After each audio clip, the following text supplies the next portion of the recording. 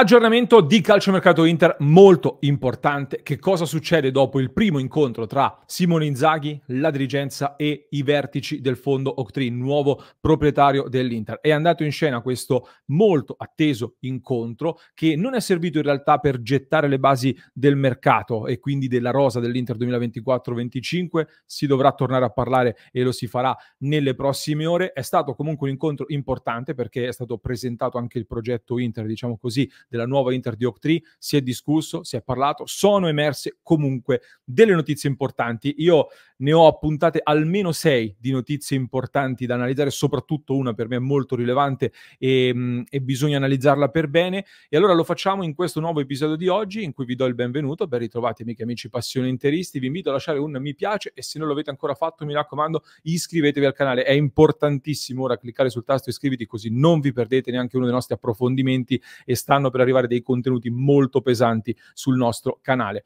Oggi parliamo di questo incontro quindi che è avvenuto nelle scorse ore con i rappresentanti del fondo Oaktree che saranno molto presenti a Milano nella sede nerazzurra e lo hanno già fatto capire nelle primissime ore appunto di questa nuova era. Una lunga giornata con una serie di incontri tra cui quello che aspettavamo molto importante con appunto Simone Inzaghi, la dirigenza nerazzurra, soprattutto l'area sport. Quindi sono stati presentati i piani, sono stati presentati quindi anche le cose che ci possiamo aspettare e la prima notizia molto importante che abbiamo carpito dopo questo incontro e che più o meno è stata confermata in queste ore è quella relativa diciamo, all'aspetto economico legato alla questione sportiva, cioè è filtrato, sembra appunto che non sarà richiesto da parte di Oaktree di arrivare alla stabilità finanziaria di cui si è parlato tantissimo anche con i vari comunicati del fondo in queste ore, tramite dei sacrifici pesanti. Quindi non saranno richieste delle manovre importanti e impattanti già in questi giorni e anzi pare che il fondo Oaktree sia disposto a immettere nei conti dell'Inter quei soldi che possano aiutare, diciamo, nell'immediato a raggiungere l'autosufficienza della società. Tradotto, io avevo la grande preoccupazione o comunque ero molto vigile, come detto, sulla data del 30 giugno, data alla quale si chiuderà il bilancio 2023-2024 dell'Inter con la previsione di un altro passivo, quindi di un altro bilancio in perdita. E il mio timore era che il nuovo proprietario, quindi il fondo Oaktree, potesse richiedere di fare delle plusvalenze immediate per evitare di chiudere con un passivo questo bilancio e non dover quindi immettere dei soldi nei conti dell'Inter. Da quello che sta filtrando in questo momento, questo scenario sembra essere stato scongiurato, sembra che appunto Oaktree non farà mancare il proprio apporto, è chiaro che non butterà dentro soldi e non saranno soldi messi dentro per fare mercato e fare i grandi acquisti, ma appunto è un punto di partenza secondo me molto importante perché permetterà alla dirigenza di proseguire questa estate con la pianificazione e la programmazione del mercato che era già emersa nelle scorse settimane e negli scorsi mesi e quindi gli eventuali sacrifici di cui riparleremo a parte saranno gestiti con la programmazione originale e con la possibilità di reinvestire quelle risorse sulla base delle priorità che sono state individuate e quindi probabilmente molte plusvalenze potrebbero anche essere spostate a luglio o ad agosto in modo da portarsi anche in vantaggio sul prossimo bilancio. Questo è un aspetto molto importante perché il primo passo del fondo Oaktree da questo punto di vista non è un passo che mette in difficoltà l'area sportiva. Sono indiscrezioni, al 30 giugno monitoreremo questa cosa e faremo tutte le considerazioni del caso. L'altra notizia importante è che c'è una nuova data da segnare in rosso. Intanto nelle prossime ore dovremo mettere mano sui bilanci di Intermedia and Communication, la società in cui confluiscono i ricavi da sponsor e i ricavi commerciali eccetera eccetera, i diritti televisivi e da qui avremo ulteriori dettagli secondo me anche sulla questione Lion Rock di cui parliamo a parte, però non preoccupiamoci su questo, vi do subito questo spoiler,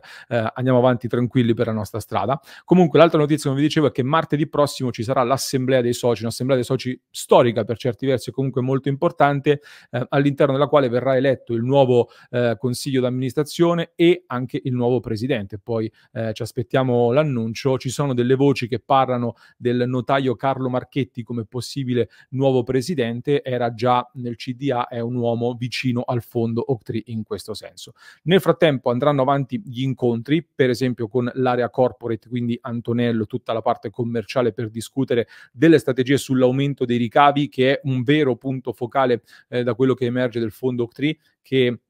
chiede sì la stabilità finanziaria, chiede sì di stare attenti ai conti, ma non esclusivamente passando dal taglio dei costi, che anzi è già stato fatto molto negli ultimi 3 anni, ma passando anche e soprattutto dall'aumento dei ricavi, e quindi sarà molto importante. L'altra notizia molto importante comunque da sottolineare è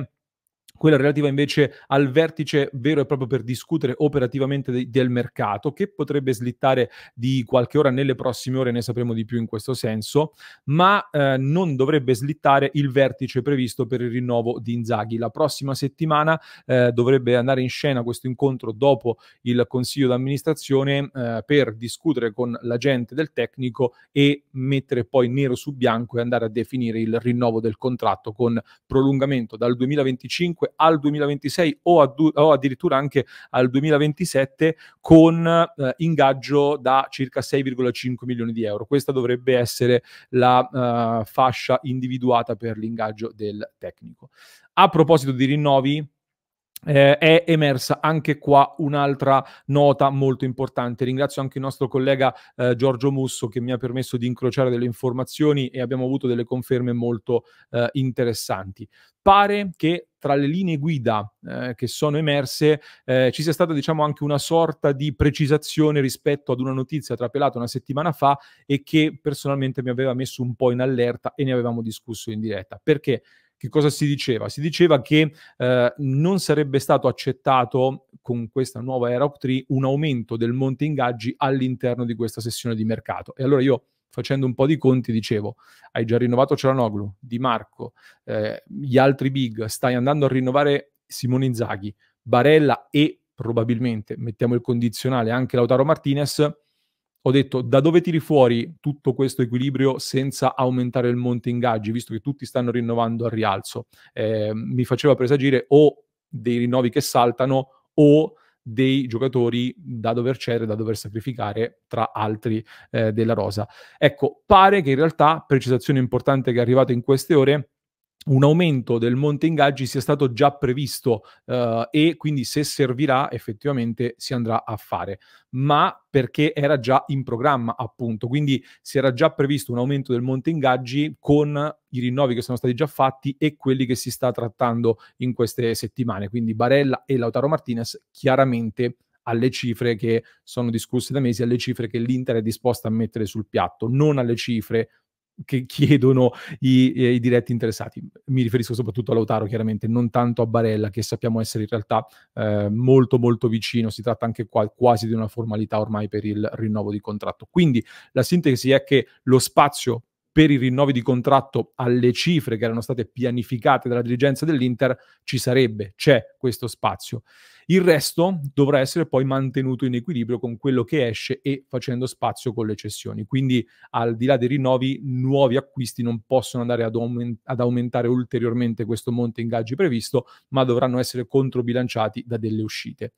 Il punto, e andiamo verso la conclusione, è proprio il rinnovo di Lautaro Martinez. Lo sappiamo, ne stiamo parlando tantissimo. Siamo in attesa dell'incontro con l'agente Camagno. Abbiamo commentato le parole di Marotta, l'amministratore delegato dell'Inter. Marotta che secondo me da un lato distingue un po' la figura del procuratore da quella del calciatore e un po' va all'attacco, tra virgolette, tra molte virgolette, del procuratore, dicendo che sta chiaramente tirando acqua al proprio mulino con tutte le armi che ha a disposizione. Dall'altro lato però per me ha intanto reso note, reso pubbliche delle difficoltà che ormai conosciamo, che sono oggettive in questa trattativa, pur ribadendo l'ottimismo, almeno a parole. Sono dichiarazioni che continuano ad andare in direzione dell'ottimismo, vanno secondo me anche un po' filtrate comunque, perché potrebbe essere, metto lì un'ipotesi, anche una strategia da parte di Marotta che ha capito che le cose si sono complicate e quindi magari deve anche cautelarsi e tenere chiaramente alto il prezzo del cartellino in vista di una possibile trattativa per una cessione. Deve continuare a ribadire ottimismo ed è normale che sia così. Comunque, Per il momento rimaniamo in attesa dell'incontro con la gente, con l'idea che entrambe le parti andranno a questo incontro con la volontà di rinnovare. A questo punto è abbastanza evidente che dipende soprattutto da Lautaro Martinez, e quindi nelle prossime ore vi porterò un contenuto dedicato proprio a questo tema molto approfondito, con alcune considerazioni aggiuntive.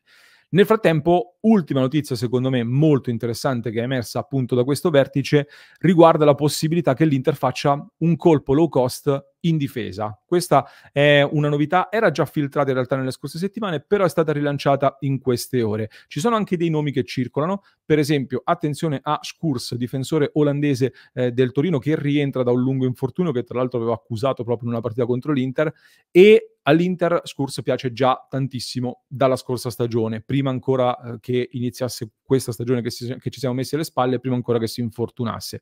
Sappiamo che però trattare col Torino è sempre abbastanza difficile, soprattutto se poi dovesse cedere Buongiorno, su cui le richieste del Toro sono clamorosamente elevate.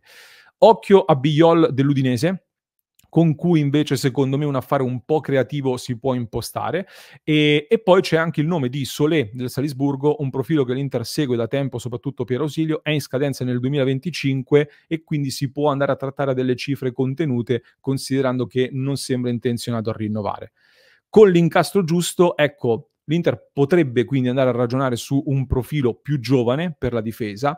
possibilmente immagino io sul centro-sinistra come zona della difesa, cioè in previsione di una sostituzione di Acerbi e De Vrij che scadono tra un anno, e all'occorrenza anche Vice Bastoni, quindi così puoi già iniziare ad integrarlo nelle due zone di campo. È una notizia che sta circolando, mi è stata confermata anche da altri colleghi, quindi da tenere d'occhio. Detto che per quello che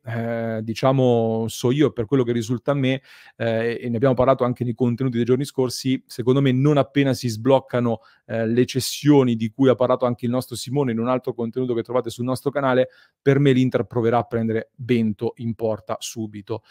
Quindi se per il difensore trovi un incasto a cifre low cost e molto vantaggiose, comunque c'è anche lo spazio per andare pure su Bento, che è un'occasione molto interessante. Questo quindi è un aggiornamento su come sta evolvendo il mercato dell'Inter in questo inizio di era Oct3, mettiamola in questa chiave qua. Me lo avevate chiesto in tanti, quindi ho voluto aggiornarvi con un po' di notizie, un po' di opinioni su quello che sta venendo fuori. Nelle prossime ore, come detto, arriveranno nuovi approfondimenti pesanti, quindi vi aspetto nel club di Passione Inter. Nel frattempo vi invito, come detto, a iscrivervi al canale, così non vi perdete nulla, e vi lascio un altro approfondimento che trovate in descrizione per chi ci ascolta in podcast, mentre per chi ci segue da YouTube vi basta cliccare qui.